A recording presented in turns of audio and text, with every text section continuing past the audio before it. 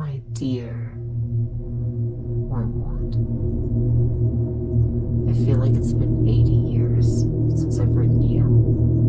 We've succeeded much in the last few years. We've chosen carefully patience in order to lead this new charge of ours. We've learned well that the best way to make the enemy weep is to go after his most innocent little creatures. We did well whispering into the ears of angry patients until we made them want to kill their children. And now the ones who were born are turned towards our Father earlier and earlier, taking over the government-run education system with such good work on our behalf, rising up the ranks to get our claws even more deeply into the higher education was a triumph. We now have educated fools to do the work for us in ways we had never imagined before. If you want to crumble a society, you go after its children. You take hold of them as quickly as possible to make easy living for us later.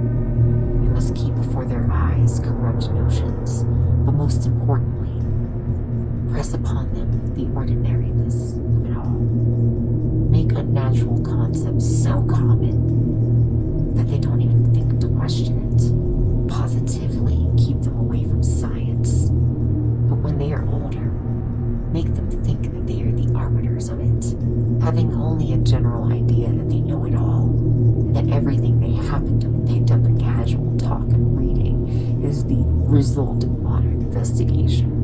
If anyone should ever want to dabble in science, keep them focused on sociology, never physical science, for that is when the enemy will start to open their minds to truths which will make them stray from our Father's grasp. We cannot compete with scientific realities, so aiming at the tiny patients as young as possible, confusing them about what real science is, what reality is the goal.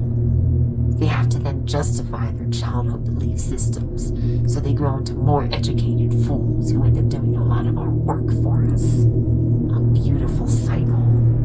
Children hated growing into hateful adults who hate children. Beautiful. Remember, it is important to fan the flame of hate in these human animals, and the best way to do that is to never let them see their hated enemies for who they really are. We must make sure that they are kept far away from those whom they have sworn to hate. The best way to do this is to encourage them to never leave their safe space of those who completely agree with them. If someone were to approach any of these patients with charity, we must conjure up caricatures in their minds about who that person is and to the religion they belong. We must remind our patients to hate all those who could disagree with them. This is vital, for if they are ever exposed to any of the good nature of the Christians, they will stop and begin to question, and that's the last thing we want. Therefore, we must stay focused on the caricature of the Christians these bigots have in their heads. We must remind those in our Father's camp that they are the true virtuous ones. All sorts of virtues painted in fantasy or approved by the intellectuals of the day always amuse our Father, and make the full shock of being in his house all that much more delectable. They think their unvirtuous virtues will somehow save them. They see virtue in corrupting children. We've been successful in making them believe that unloving things are somehow loving, such as denying children stable homes or confusing their little itty-bitty human-animal minds about biology and sex and genders. Put a man wearing a caricature of a woman in front of a child, and they immediately know something's wrong. Much like when they first learn what abortion is, they are horrified. We break the natural law in their mind until only the antithesis is welcome. We whisper into their parents' ears, so they whisper into their child's for us. That abnormalities are normal and confusion and chaos are friends. Imagine if they could take our roles after their lives end in demise. They would be quite effective. But alas, they only get to suffer the flames. Their newest scheme is to deny that child sacrifice exists. This is very be certain of a lie which would otherwise make them uncomfortable. And the biggest fools with the most confidence suffices to make many to want to believe the lies. The truth is uncomfortable. Of course, we cannot stop those in the enemy's camp from trying to educate as many as possible. But our patients are always unwilling to listen and learn. They want to stay comfortable, so they will simply convince one another that the truths are lies. They do not wish to see the child sacrifice, abortion, trafficking, offering them on political altars. All sacrifices that gain many for our Father's house. The elites, those with the power and control who control the peasants, have been very helpful to us. We have our claws in them deeply. They think they're earning a place of prestige in our Father's house. Idiots. But they have proven to be most useful in spreading the perverted messaging. Love is love, the same way water is water, whether from a clean spring or a toilet. Redefining love is a renewed success of the ages. I'm sure you've noticed that these adult animals go after smaller creatures because of their own moral shortcomings.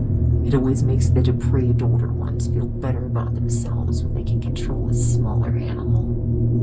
Every adult who preys on a child seeking to harm or twist their minds lives a life of sexual vice. They require validation from children's confusion. Now, children are the most disgustingly sweet creatures that the enemy creates, so corrupting them is delectable to these disordered ones. They focus on spreading sexual immorality, and we encourage this in all forms.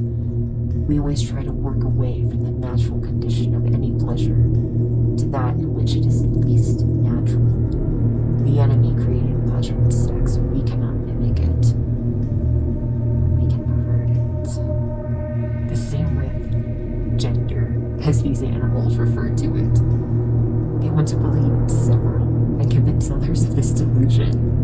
It's all been quite amusing. The enemy gave them 2 biological sexes, sufficient for life and societal happiness, and now they, after thousands of years, disregard it. But hey, look at the form I'm taking now. We've just taken a page out of our book. Like good little dancing monkeys. Remember to absorb what I write to you in these letters. You've come a long way. Do not forget that the enemy won in the end. Right now, the closest we get to joy is when we take as many of these animals with us as possible to suffer as we will in the end. It's the biggest blow